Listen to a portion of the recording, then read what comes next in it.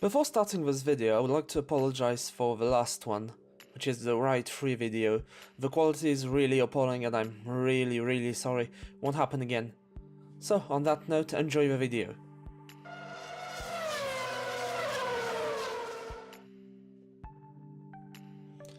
What's up everyone, we are back on BeamNG, and today, due to the success of our little Thunderstorm 1, we are able to make a new car. So I was thinking about maybe this thing, which it looks like a sedan, because we're going to make a sedan today. So, which one should we choose? I think this one is going to be the best bet. We're going to make it in the same spirit as the Thunderstorm 1, which has been renamed for its official launch. So now it's called the Thunderstorm Ray. We have seen the Eco line 1.5 in the last video, but since then the engineers have worked hard and have introduced the Sport line, which features a 1.5 liter turbo, which we're going to see next. So, I think we're going to make it out of corrosion-resistant steel.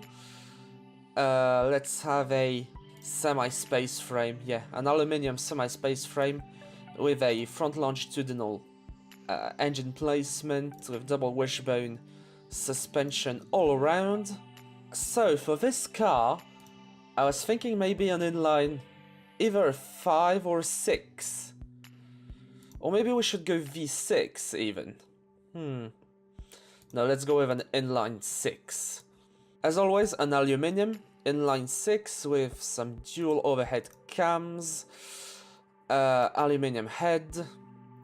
I'm going to bother with VVL, and it seems like we have a lot of space. So I think I'm going to increase it a smidge, maybe go to 3.5?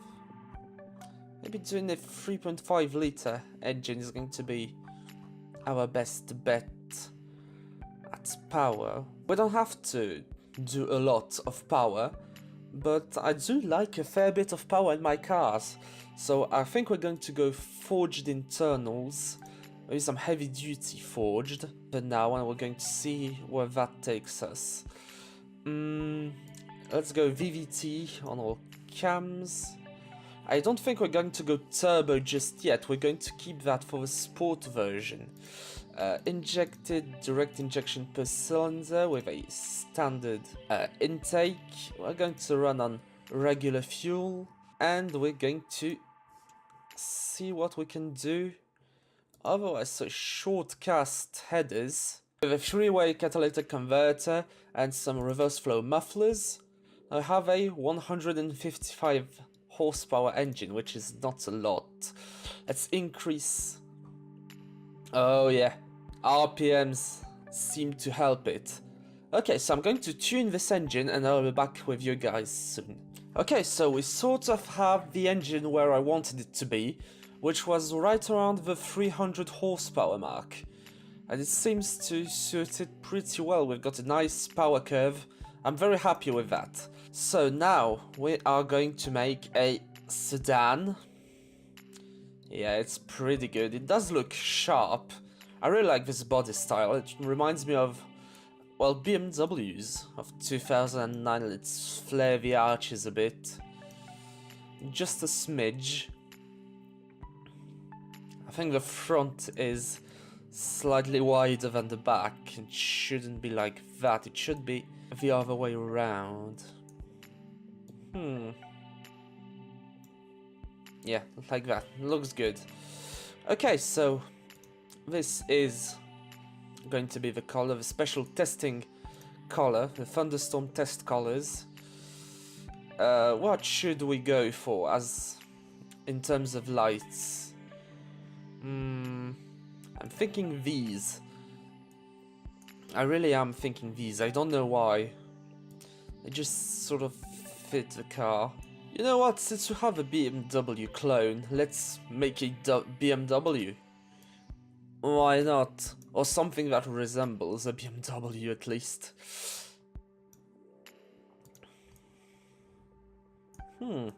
Yeah, sure. Now, for a grill, we need the bottom grill. Not bad. That actually doesn't look too shabby. I'm pretty impressed with myself. It's much better than the Ray. That thing was hideous. So, as I said, I'm rather impressed by this front.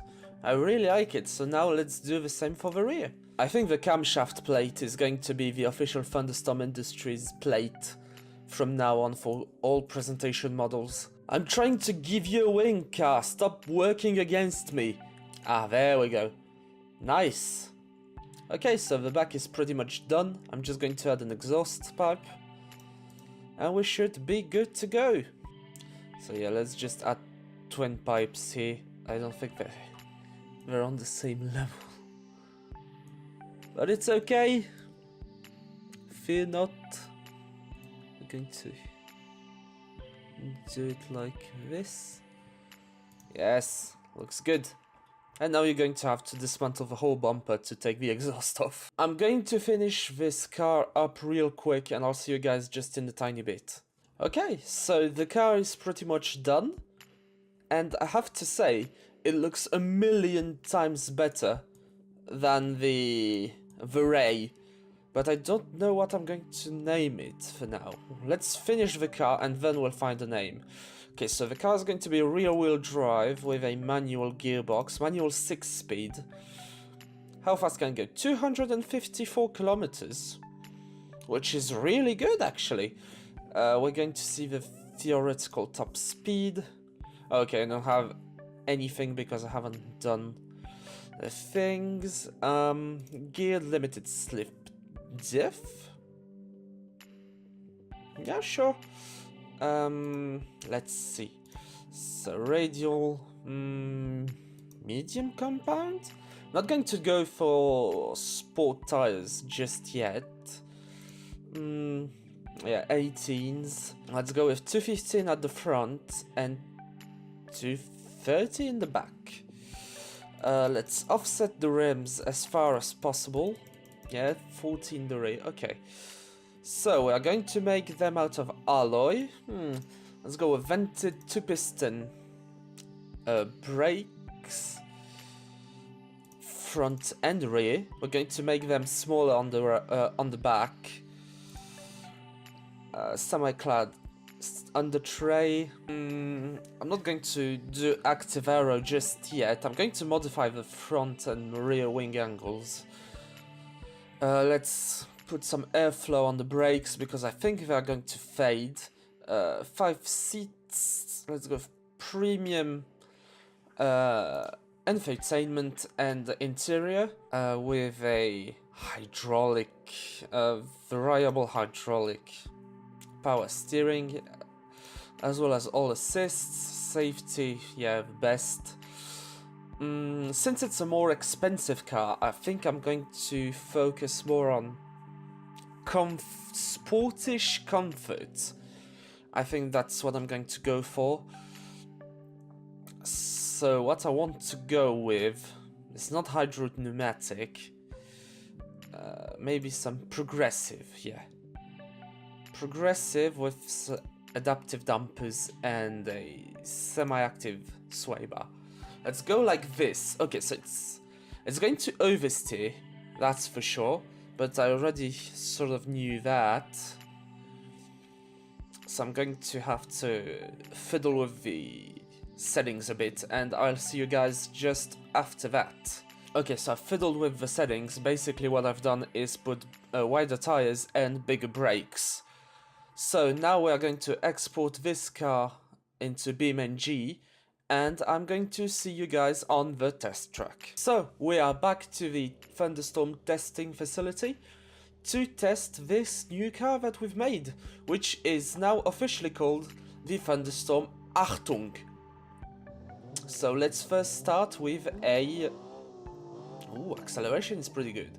But let's start with a suspension test. Will it survive? Appears to have taken this like a champ. Okay, let's go to the slalom and let's see how that goes. Okay, so slalom testing. 3, 2, 1, go. It seems to go pretty good. Oola. Okay. Oh, it did restart. Okay, so we're back to testing the cornering ability. But so far, okay, it does oversteer a bit, but it does go pretty good otherwise. I'm genuinely impressed by the cars I'm making, because generally the cars that I make in automation are utter shit in BeamNG, mostly because they have like 1,500 horsepower. Okay, so let's go to the off-road facility. Okay, so we are in front of the mud pit. So let's see how the car fares. And yeah, let's just go.